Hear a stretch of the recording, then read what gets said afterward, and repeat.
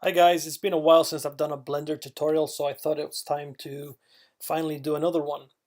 In this tutorial, we're not going to be looking at modeling whatsoever. We're going to be looking at animation and more so trying to replicate how objects react in the real world to try to make it look a bit more realistic. You'll see like on many animations, for example, when people are shooting a gun and you've got all these shell casings falling to the ground and bouncing off the ground.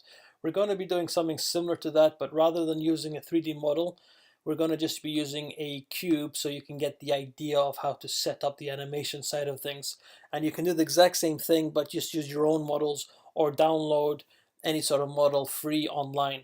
So we've got here basically a cube, and I'll just bring it down a bit, and a plane, which is going to act as the ground. So if we press the animation button right now, you can see the green line moving across, but nothing is really happening. No objects are moving. That's because we still need to set up the dynamics and the physics for the models. So what we want to do first and foremost is right-hand click on the cube. Click here on the physics tab, which looks like a bouncing ball, and hit the rigid body. What we want to do is keep that active. So right now when we press play, you can see that the cube falls. If we made it passive, it means that the cube is solid now, but it doesn't fall, it's fixed in place. But we want the cube to fall, so we need to make it active. But as we said, we can see that the cube goes right through the plane, which is not what we want. We want it to hit the plane. So we right-hand click on the plane, click on rigid body again, and this time we have to make it passive. Now if I left this as active and I pressed play, you can see that the plane and the cube are moving down at the same rate, and the cube never catches up to the plane, which is why you've got to make it passive so that the plane is in a fixed position but the cube falls. So if we press play now, we can see that it falls down and hits the ground. So that's relatively realistic, although it's very unlikely that a cube would fall like that and fall on the face without bouncing around a little bit. So what we can do now is let's start to add some more cubes just for the fun of it, right? So I've got another cube here. Move it up. Let's move it to the side. I'm just going to make it a little bit smaller. I do that by pressing S on the keyboard and then moving my mouse up or down to make it bigger or smaller, and then clicking to set it in place. So again, I've got the cube. I want to make it rigid body and active. Let's add another cube. Make it a bit smaller. Move it away here. Add another cube.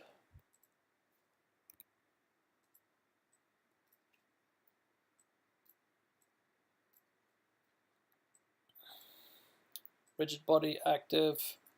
Oops, I forgot to make this previous cube rigid body inactive. So right now, if I press play, that happens. You can see one of the cubes does actually eventually roll over. But that's not very realistic, but I just wanted to show you right here, once again, just to show you what happens, is that right now we have 4 cubes, and they're all set rigid body and active. Now here is where you have to help Blender to make things a little bit more realistic, to make it look more realistic. And here's an example of using the exact same number of cubes and the exact same settings, but getting different results.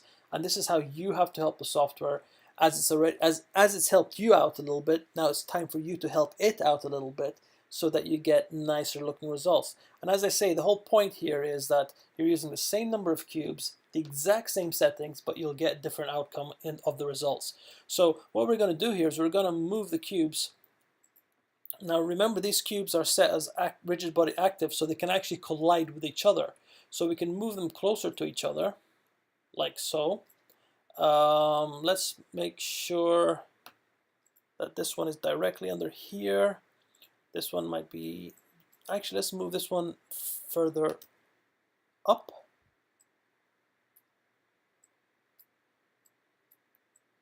And over there.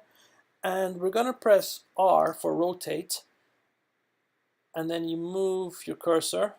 Now select the other cube, press R for rotate, move your cursor, other cube, R for rotate, move your cursor around, R for rotate, move your cursor around, like so. We might give some cubes a little more height, like this one here. And now if we press play, you get a completely different impact, completely different reaction dynamic of the cubes. Now, okay, that wasn't great. So, you know, you can, it's just to give you an idea here. And you can still, maybe, let's make this really high up there. Bring this one up. So, move this one out the way. And there you go. You've got different types of results using the exact same cubes and the exact same settings. So this is where you have to use your head a little bit to try to replicate the real world somewhat. So Blender can take you so far, but you can help Blender take it even further.